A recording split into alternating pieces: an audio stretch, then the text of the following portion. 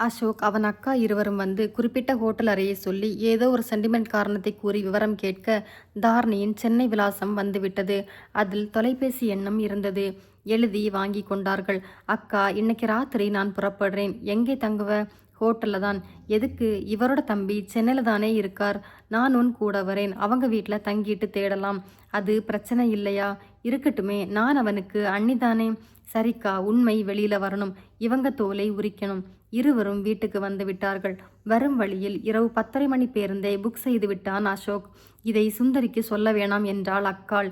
வீட்டுக்கு வந்ததும் சென்னை போகும் விவரத்தை சொல்லி உங்க தம்பிக்கு ஃபோன் போடுங்க என்று சொன்னாள் கணவனிடம். எதுக்கு சென்னைக்கு? வந்து சொல்றோம் என நகர்ந்தாள். ஆனாலும் அக்காவும் தம்பியும் பேசிக்கொள்வது தெளிவாக இளங்கோ காதில் விழுந்தது. இரவு சாப்பிட்ட பிறகு 9 மணிக்கு 2 பேரும் புறப்பட்டு போனார்கள்.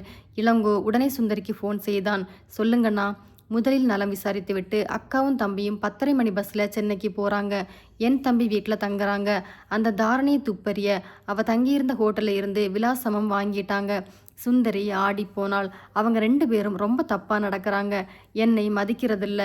என்ன நடக்குதுன்னே தெரியலம்மா. இவங்க போக்கால யாருக்கும் எந்த விபரீதமும் வரக்கூடாது. நீ வேண்டியதை செய்யுமா. நான் நாளைக்கு சாயங்காலம் உன்னை வந்து பார்க்குறேன்.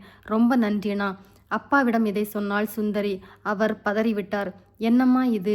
மாப்பிள்ளை ஏன் இத்தனை கேவலமா இருக்கார்? அவங்க அக்காவும் இதுக்கு உடந்தை. சுந்தரி யோசிக்க தொடங்கினாள். இவங்க எல்லாத்தையும் கிளறி சிதம்பர ரகசியத்தை வெளியில கொண்டு வந்துட்டா வரட்டும்பா. என்னம்மா பேசுற நீ? உன் வாழ்க்கை கேள்விக்குறியாகும். ஆகட்டும்பா. இப்படி ஒரு புருஷன் கூட வாழ்றதை விட வாழா வெட்டியா இருக்கிறது கௌரவம். அப்படி சொல்லாதேம்மா. இருங்கப்பா, இதை தாரணிக்கு சொல்லணும். செல்போனை எடுத்து உடனே எண்களை அழுத்தினாள். அப்போதுதான் ஆஸ்பத்திரியில் இருந்து புறப்பட்டு வந்து வீட்டுக்குள் நுழைந்து கொண்டிருந்தாள் தாரணி. செல் ஒலிக்க எடுத்தாள். படபடப்பாக இருந்தது. பயப்படாதே தாரணி, நான் சுந்தரி தான் பேசுகிறேன். சாரி சுந்தரி, நேற்றுக்கு நான் ஃபோன் போட்டு அவர் எடுப்பார்னு எதிர்பார்க்கல. உனக்கு தான் பிரச்சனை. விடு தாரணி. நடராஜ் எப்படி இருக்கான்? சாரி, குழந்தை கால பழக்கம், அதான் அவன்னு சொல்கிறேன். தப்பில்லை. சர்ஜரி பண்ணணும்னு அனுமதி கேட்குறார் டாக்டர். மீளவும் வாய்ப்பு இருக்கு. கோமாவுக்கும் போகலாம்.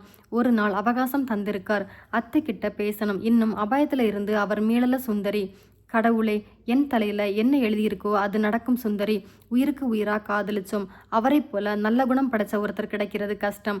எனக்கு வாழை கொடுத்து வைக்கணுமே. கண்டிப்பா நடராஜ் பிழைப்பான். நீ நல்லவ தாரணி. உன்னை கடவுள் தண்டிக்க மாட்டார். சரி, நான் பேச வந்ததை சொல்லிடுறேன். ஹோட்டலுக்கு போய் உன் சென்னை விலாசத்தை சேகரிச்சுக்கிட்டு அசோக்கும் அவங்க அக்காவும் இப்போ பஸ் ஏறியாச்சு. அப்படியா? இதை சொல்லவே உங்களுக்குள்ள நான் கூச்சப்படுறேன் தாரணி.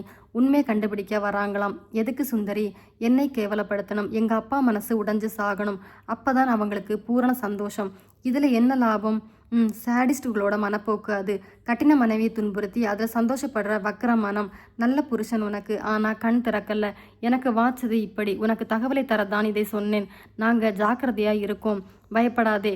எனக்கு தான் அந்த ஆளோட வாழ்ந்தாகணும். நீ எதுக்கு பயப்படணும்? தேடி வந்தா அவமானப்படுத்தி அனுப்பு. இனிமே அந்த பக்கம் 2 பேரும் தலை வச்சு படுக்கக்கூடாது. புரியுதா? வேண்டாம் சுந்தரி, அதுக்கும் நீ தான் அனுபவிக்கணும். இப்போ மட்டும் என்ன அனுபவிக்கல? நான் வச்சிடுறேன். நடராஜ் நிச்சயம் பிழைப்பான். தாரணி வந்து அத்தையிடம் சகலமும் சொன்னான். இது என்னடி கூத்து? ஆமா அத்தை, அவங்க 2 பேரையும் விடுங்க. அவங்களை யாரும் மதிக்க வேணாம். பாவம் சுந்தரி.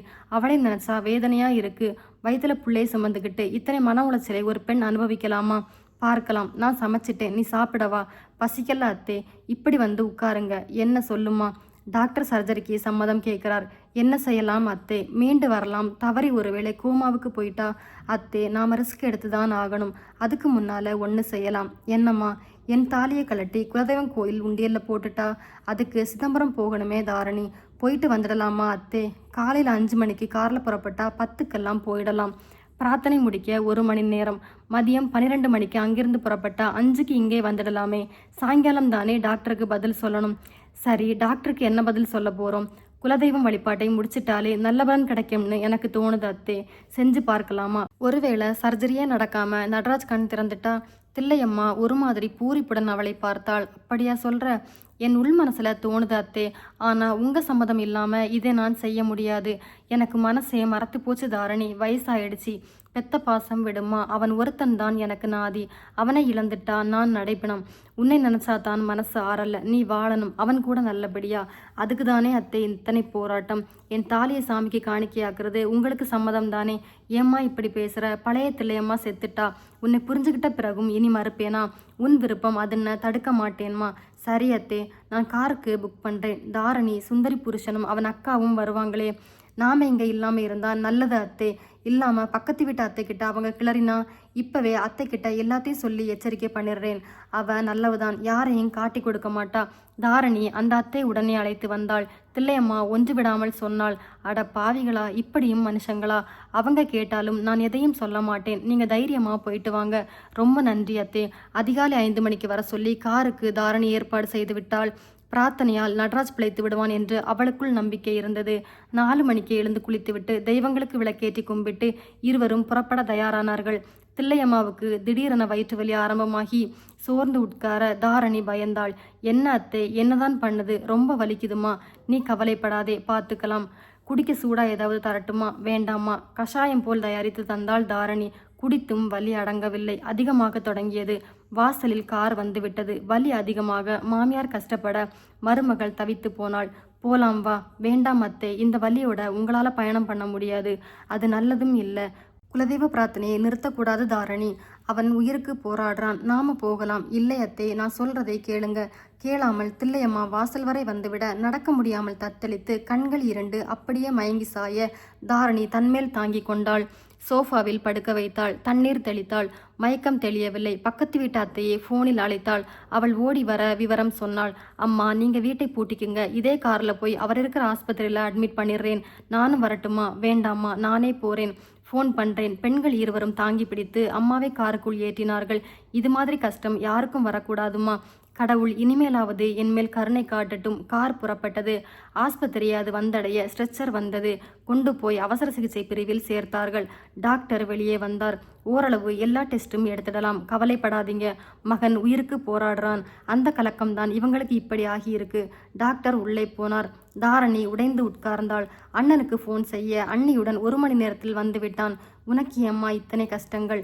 குலதெய்வம் கோயிலுக்கு புறப்படுற நேரத்தில் இந்த மாதிரி ஆகிடுச்சு. தாரணி, குலதெய்வம் உங்களை வர அனுமதிக்கல. ஆமா அண்ணி, எனக்கும் அது மனசில் பட்டாச்சு. அதனால் தான் இந்த தடை. நல்ல காலம். தடையை மீறி போக நீ முயற்சி செஞ்சிருந்தா விபத்து கூட நடந்திருக்கலாம். இன்னும் விபரீதம் போயிருக்கும். ஏன் அண்ணி இந்த தடை? புரியலையே தாரணி. என் தாலியை கலட்டி உண்டியல்ல போடுறதை தடுக்குதா தெய்வம்? அப்படியும் இருக்கலாம்.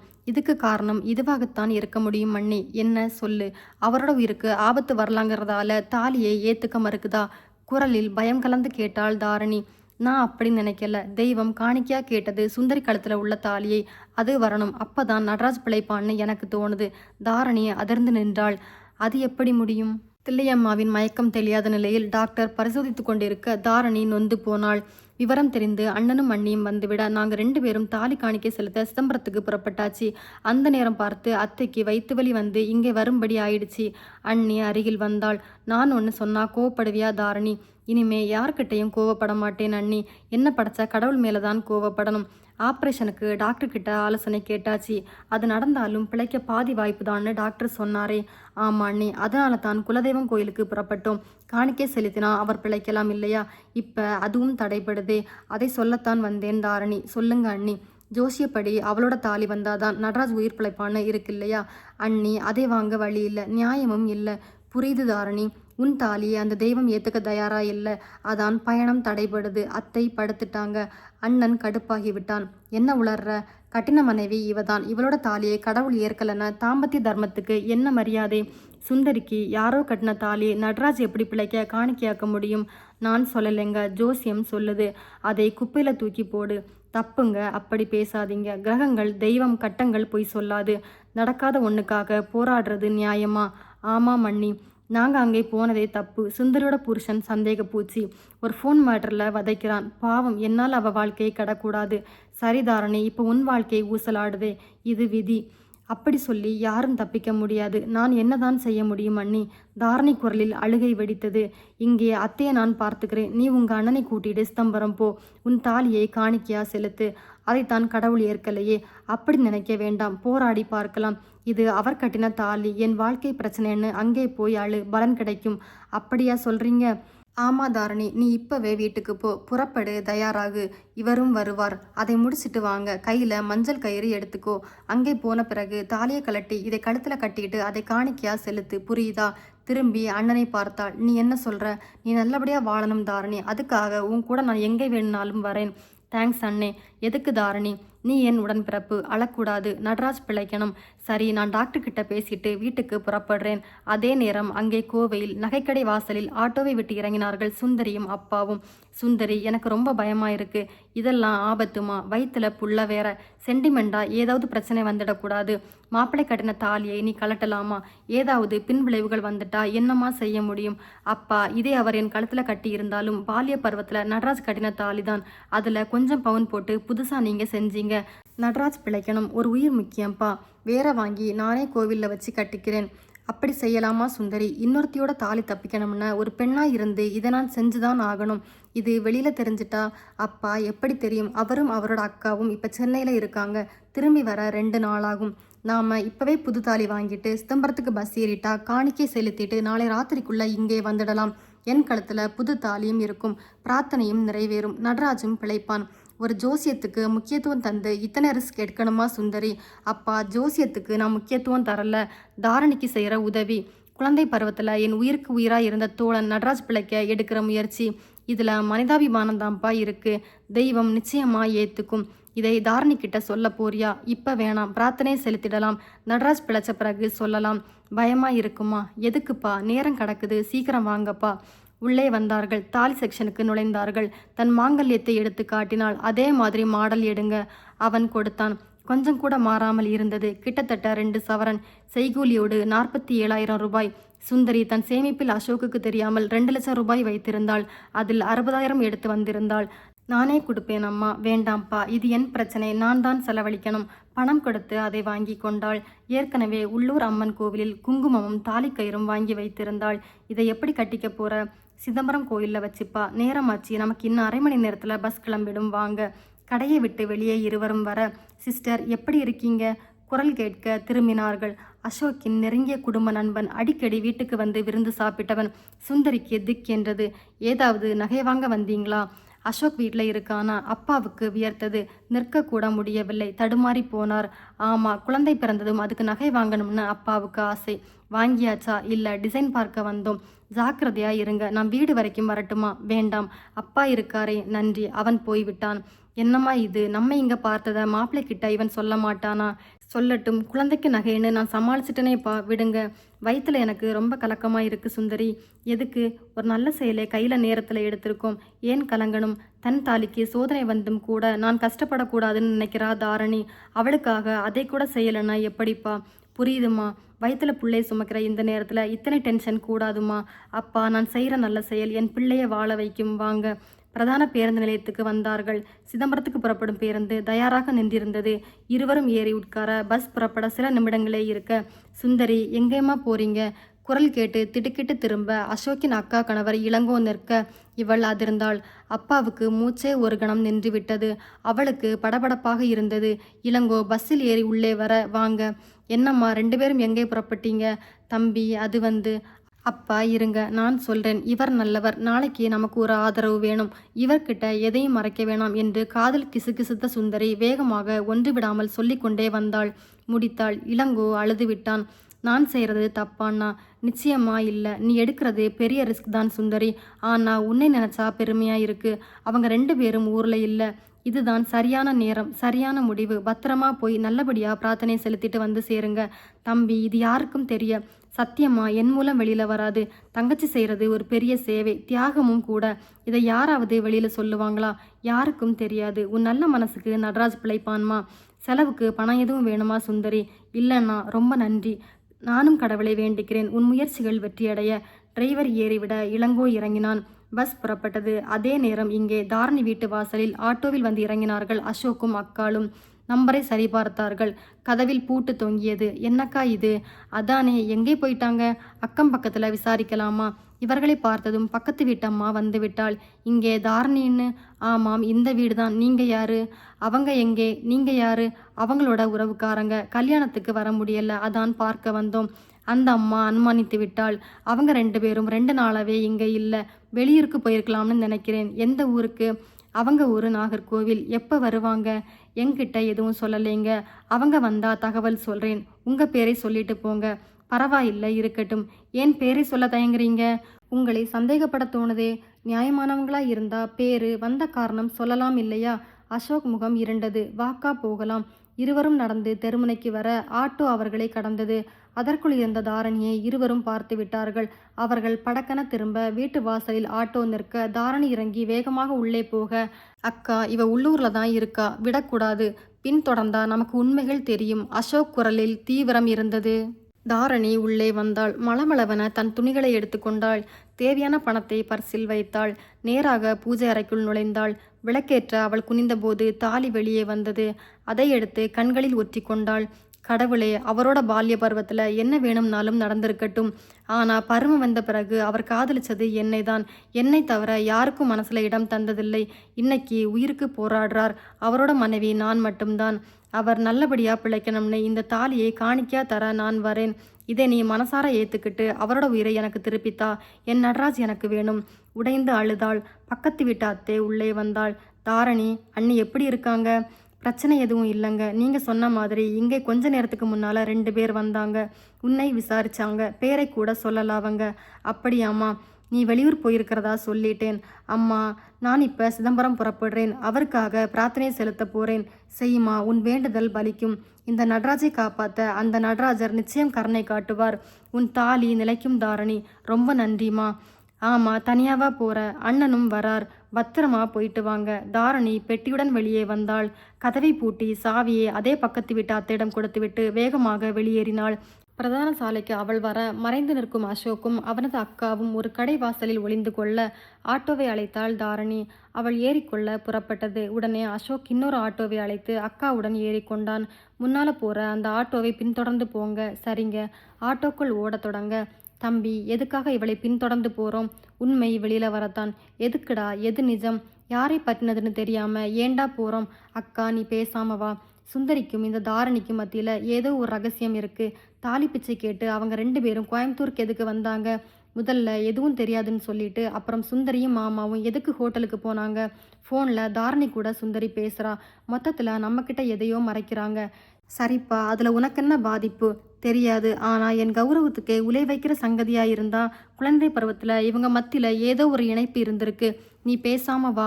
உண்மையை வெளியில் கொண்டு வராமல் நான் ஓய மாட்டேன். தாரணியின் ஆட்டோ கோயம்பேடு பஸ் நிலைய வாசலில் போய் நிற்க இறங்கி பணம் தந்தாள். அவள் அண்ணன் அங்கு பையுடன் காத்திருந்தான். 2 பேரும் பஸ் நிலையத்துக்குள் நுழைந்தார்கள். அசோக் தன் அக்காவுடன் பின்தொடர்ந்து வர இவர்கள் இருவரும் உள்ளே புகுந்து நடந்தார்கள். குறிப்பிட்ட பகுதியில் போய் ஏதோ விசாரித்தார்கள். மறுபடியும் உள்ளே போனார்கள்.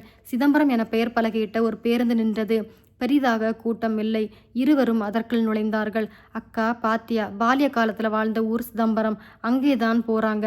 சரிடா, அவங்க தன் சொந்த சங்கதிக்காக போகலாம். இல்லக்கா, இதில் ஒரு பதட்டம் இருக்கு. கூட இருக்கிறவன் யாருன்னு தெரியல. அவ புருஷனாய் இருக்கலாம். அவன் கல்லு மாதிரி இருக்கான். இவ எதுக்குடா தாலி பிச்சை கேட்குறா? அதில்லடா, இவன் வேற யாரோ. நாம எதுக்குடா இப்படி நாய் மாதிரி அலையிறோம்? அக்கா, சுந்தரிக்கும் அவ அப்பாக்கும் இவங்க கூட தொடர்பு இருக்கு. அந்த தாரணி பதட்டமா வந்தா, தாலி பிச்சை கேட்டா, திரும்பினா, இப்ப சிதம்பரத்துக்கு போறா. சரி, நாம என்ன செய்ய போறோம்? சிதம்பரத்துக்கு போகலாம். என்னடா சொல்ற? அவங்க 2 பேரும் முன்பக்கம் ஏறி உட்கார்ந்தாச்சு. நாம பின்பக்கம் ஏறலாம். முகத்தை ரொம்ப காட்டிக்காதே. இப்படி பின்தொடர்ந்து போறது அவங்க 2 பேருக்கும் தெரியக்கூடாது. சீக்கிரம் வா. இருவரும் அப்படியே ஏறிக்கொள்ள அடுத்த 5வது நிமிடம் கண்டக்டர் வர டிரைவரும் வந்து சேர பேருந்து புறப்பட்டது. பேசுவது காதில் விழும் தூரத்தில் இல்லை. உட்கார்ந்திருப்பது மட்டுமே தெரிந்தது. சிதம்பரத்துக்கு 2 டிக்கெட் எடுத்தான் அசோக். தாரணி கண்கலங்க உட்கார்ந்திருந்தாள். இதோ பாரு, அழாதே. மாப்பிள்ளை கண்டிப்பாக பிழைச்சிப்பார்.